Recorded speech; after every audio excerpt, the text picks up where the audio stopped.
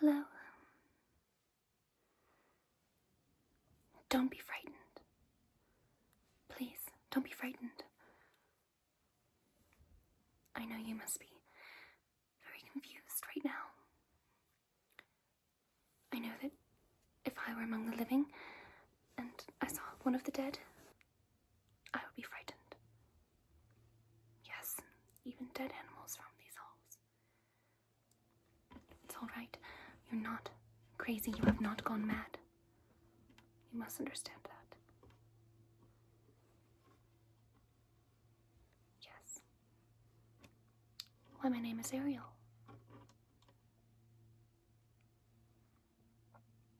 I don't know. All I know is that this is my home, just as it is yours, just as it will be that of all who come after you. There are many of us here, but we only make ourselves known to a select few. I don't know why you have been chosen. It's a mystery. Have you seen spirits before? Really? In what capacity?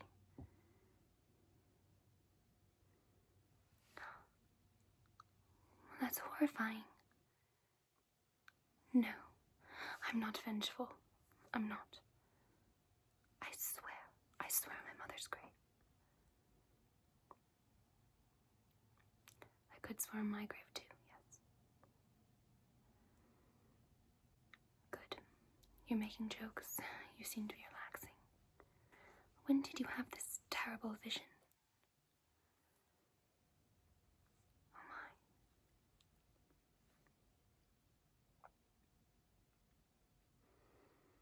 I would simply die. I already am, but the point is, that sounds horrible. How did you, stay sane? Oh, my goodness. You just walked around town like that, alone, barefoot, after running through an asylum? Oh my goodness. Did the spirit take your shoes? Sometimes they do that. Yes, I have a one-piece collection, but I pore over it regularly. Do you want to see?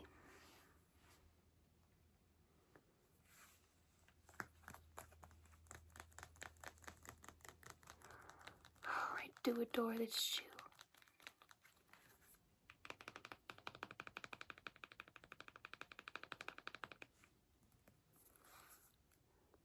Do you see?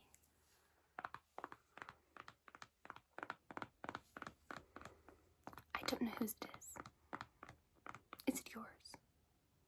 Oh, good. We would have gotten off on the wrong foot. But really, I don't mean to steal. It just happened. The shoe was lying there on the stair. And it called to me. Feet hold many memories. And they are very attractive to spirits.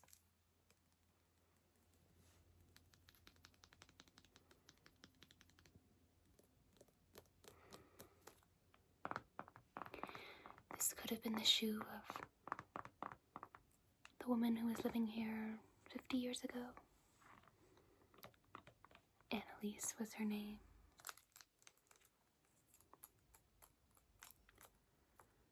She was kind, but stern. She had 2 children. They were oh so young when they died. Yes. They're here with me, but you cannot see them. Hello, Johnny. Hello, Danny. They wander the halls sad most of the time. Their mother outlived them, but then she too had to pass away.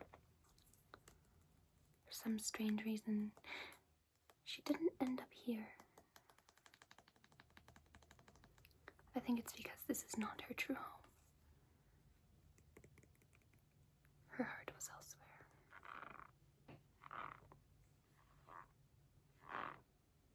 Well, likely with her past husband. All the way in Newark.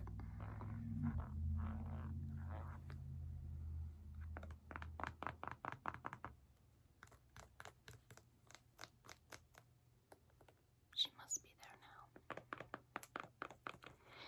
So this could have been hers, or it could have belonged to the teenage girl who was a denizen of this house just before you arrived. Yes. No, she did not pass on. I believe she's living a glorious life to this day. What was her name? Laura. Laura was an interesting girl. Very moody. She liked to sit in the corner and draw things. I always looked over her shoulder. Her drawings were absolutely gorgeous. But she didn't choose to share them with anyone. Her own hidden talent.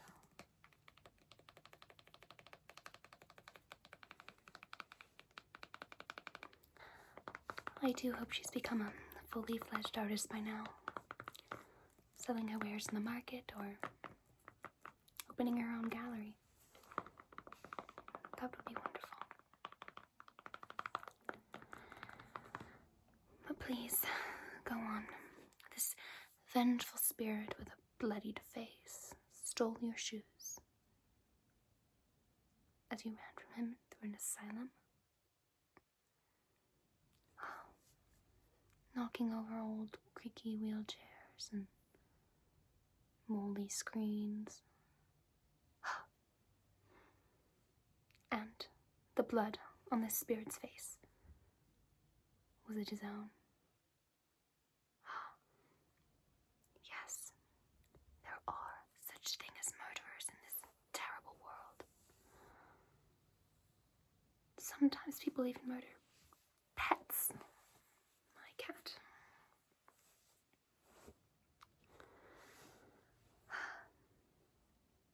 She likes it in this ghostly world. Loves the warm-blooded humans like you who come to visit us. But yes, she too was dispatched one day, the same day as me. Oh, I thought you'd never ask. You see, I was sitting in the bathtub, and my dearest cat, Mitchell, why, she was sitting on the bath mat. We were there together, as always. And suddenly, as I was enjoying the warmth and bubbles, I heard a sound down the stairs. Yes, these very stairs. Why? I thought to myself, it's an old house. An ancient one, in fact. Housing many, many generations. Some from the Italian mafia. Some from the stonemasons. At any rate,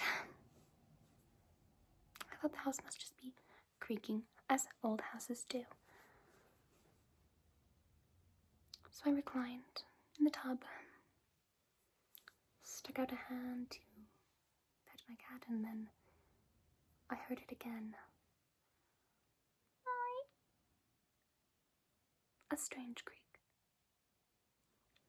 Perhaps the creak of an old door with rusty hinges. There is one right downstairs.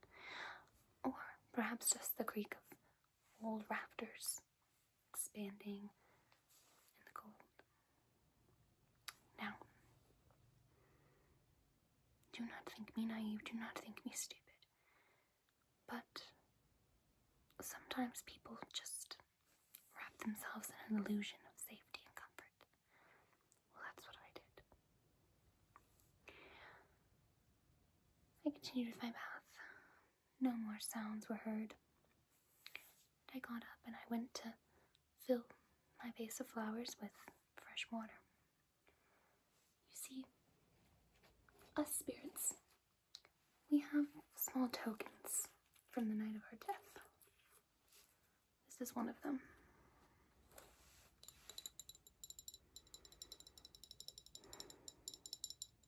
It almost pains me to look at these beautiful blooms.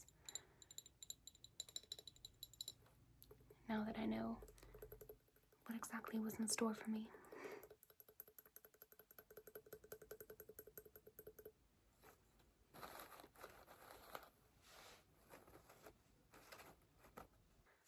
They are lovely, aren't they? I do adore them, as I did in life.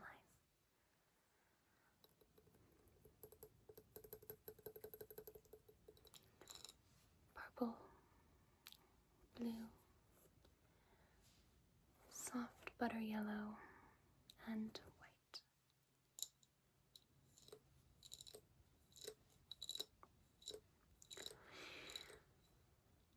I stood, clothed myself in a robe, and filled this vase with water from the tap.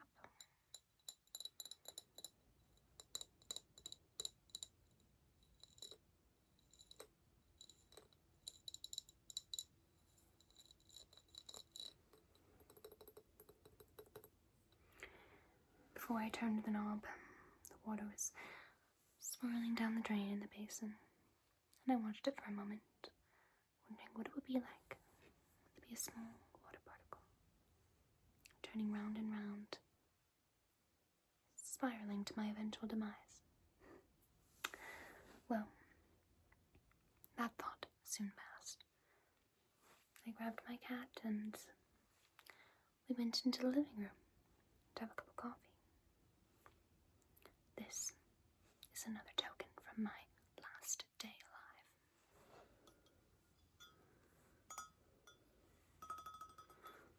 A simple coffee mug.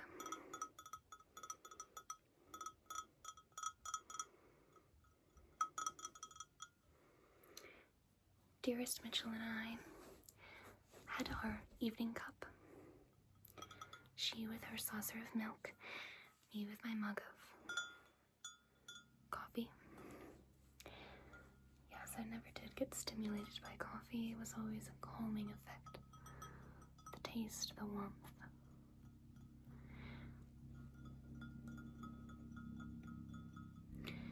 And I was sitting in my chair, and I heard a noise again. This time, no creak of a door, but almost the sound of a foot on a board, a floorboard. Creak. And I whipped my head around, and I stared into the hallway. And what did I see? Pains me to think of it, even to this day, decades later. I saw a figure there in the shadows, standing still. Utterly still. It was as if he was not even breathing. Surely no eye could have blinked in the time that I looked at him, for he was still as a statue. Solemn as well. No smile, no twitch of an eyebrow. The most sober face I had ever seen. And yet, in that moment, I knew that this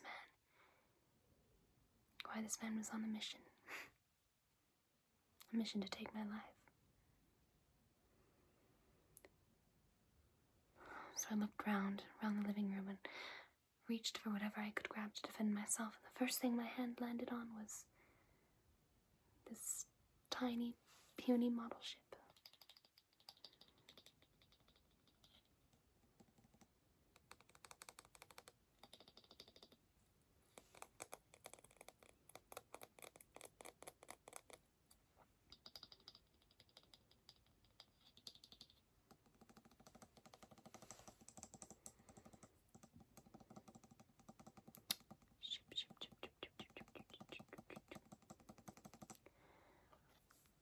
I took this ship in my hand, and I held it aloft as if this could protect me from this man who so clearly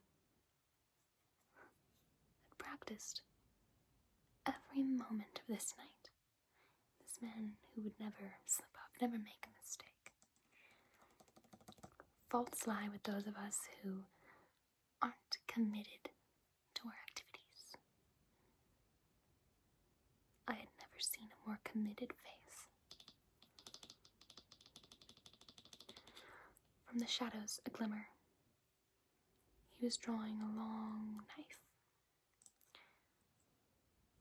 Had he taken it from my kitchen? Perhaps. I don't remember.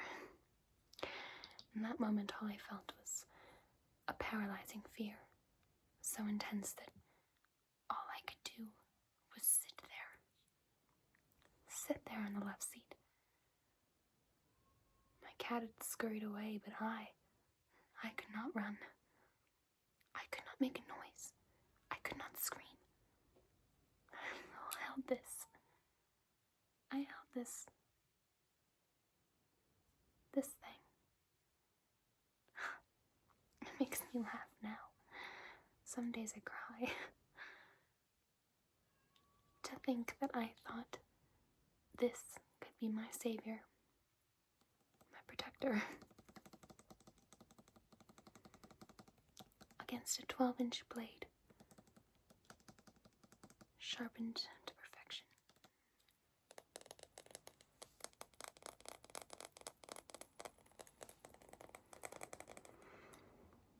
Well,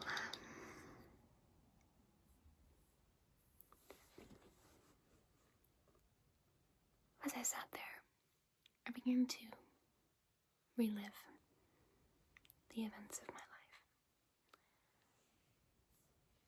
It was not a bad life, but it was a short life, and for that I felt sadness. I felt a sense of despair that it was to be ending so quickly. And through my memories came, in stark definition, various objects from my life. Like this one, the hat I wore to the first play I ever attended with my parents.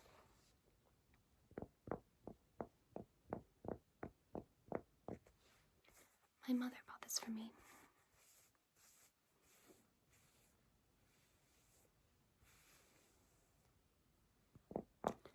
My father was insisting that I pay for half of it with my meager allowance.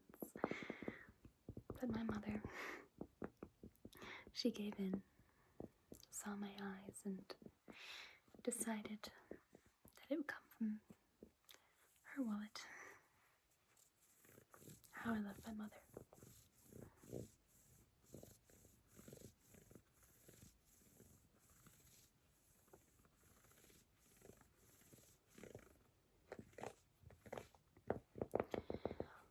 We walked down that dirty New York street to the best night of my life. My mother, she had never looked so radiant in my mind's eye. I do remember she was wearing this gorgeous bracelet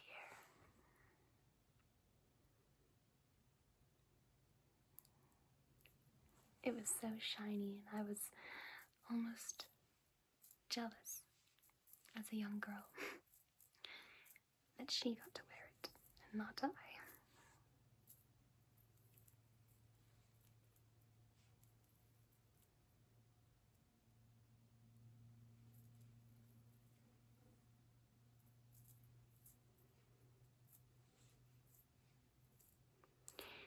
The day my father got her this gift was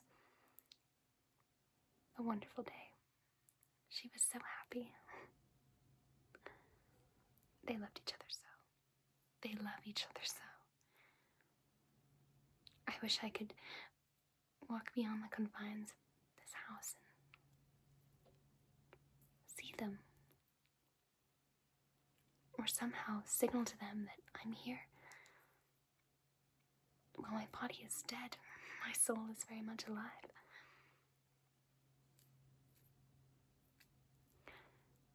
Some things, alas, are impossible. And I still remember what my father was wearing. This coat.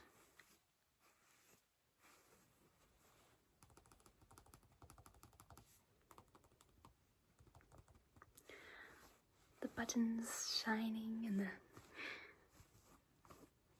evening glow.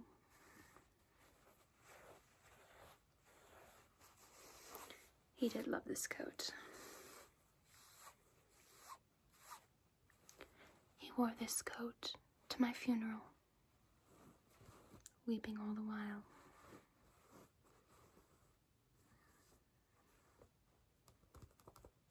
Ah, yes, my parents do still breathe. Yes, they live quite near this cursed house. Don't panic. Perhaps you'll live longer than 19.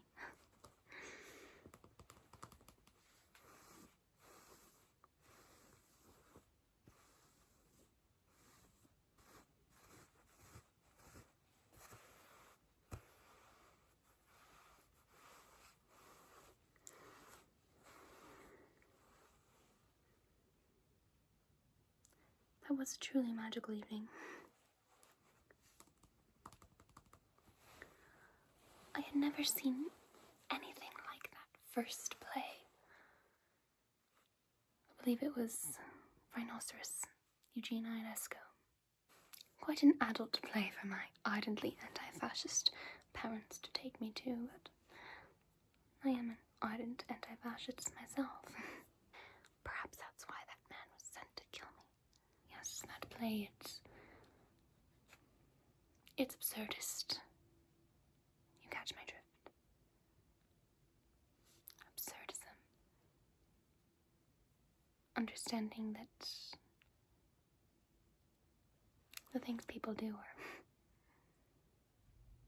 most often insane.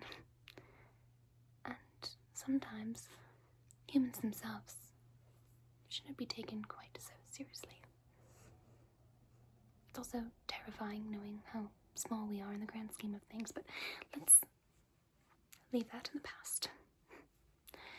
The point is that my life did flash before my eyes. I even remembered my favorite instrument to play in school as a child.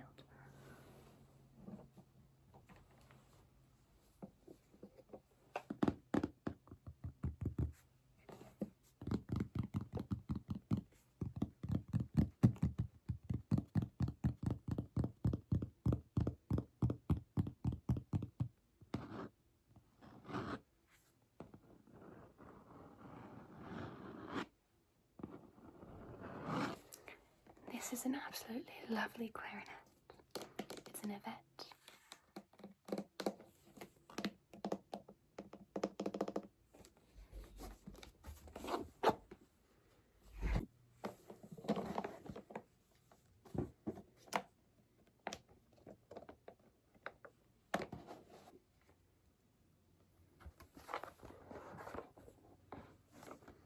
What a gorgeous instrument.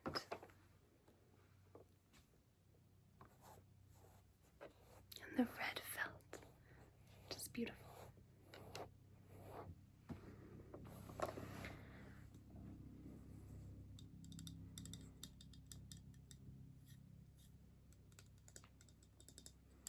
played for many years, right up until my death.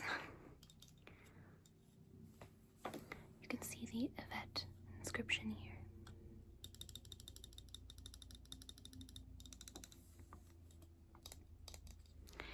The clarinet has many components.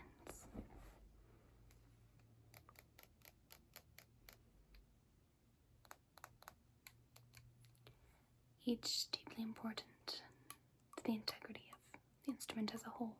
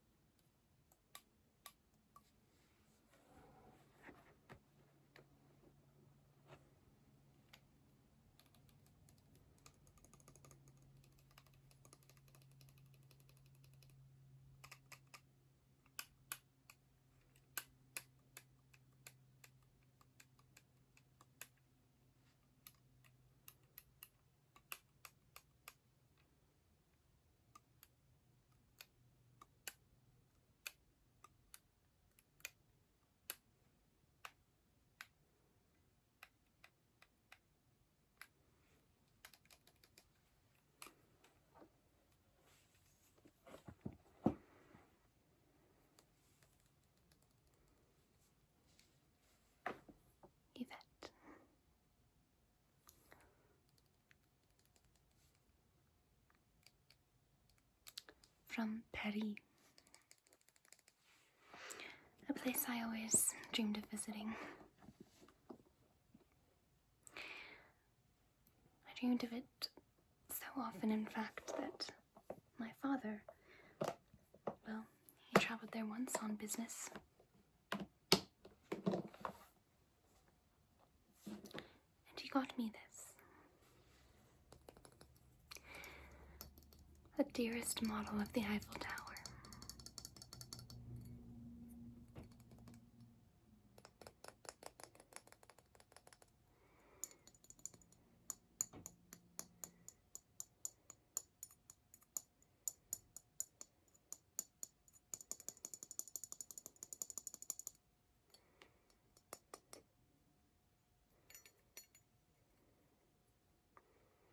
It's small, but it has strength, like any good model.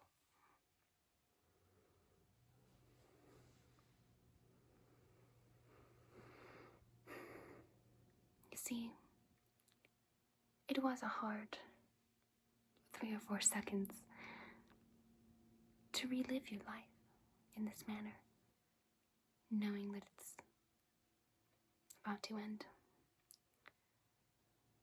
But I'm glad that it happened. Perhaps I wouldn't have appreciated my childhood so much in death had I not relived it in life. Some spirits, their entire lives, to them are just empty picture frames.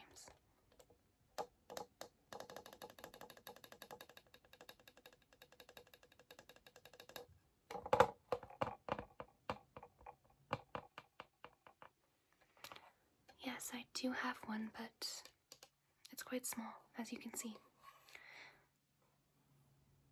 Old Man Robert's picture frame is, why, it's as big as this room. It takes up his entire space. It's quite sad, really. He never appreciated his gifts in life, and then when he died, they were lost to him. Now that I am a ghost, that is my greatest fear. Losing all of my memories. They mean so much to me. I cherish them so. I'd hate for this to be my one piece of memorabilia from my whole life, no matter how short it was.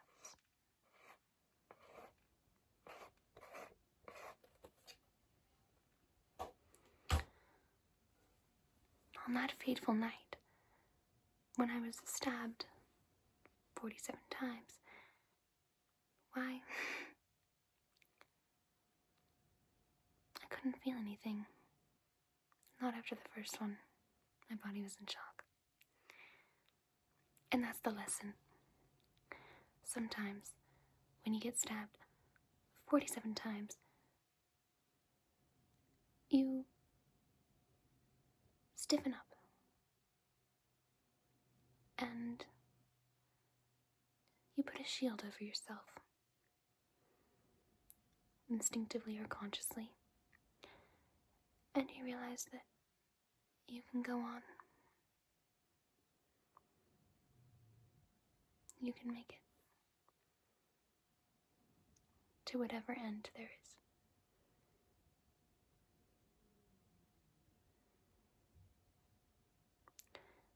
I hope that when you do fall asleep tonight, you no longer have nightmares about that horrible day in the abandoned asylum. Running barefoot, away from a killer spirit. He was only envious of the life you get to live.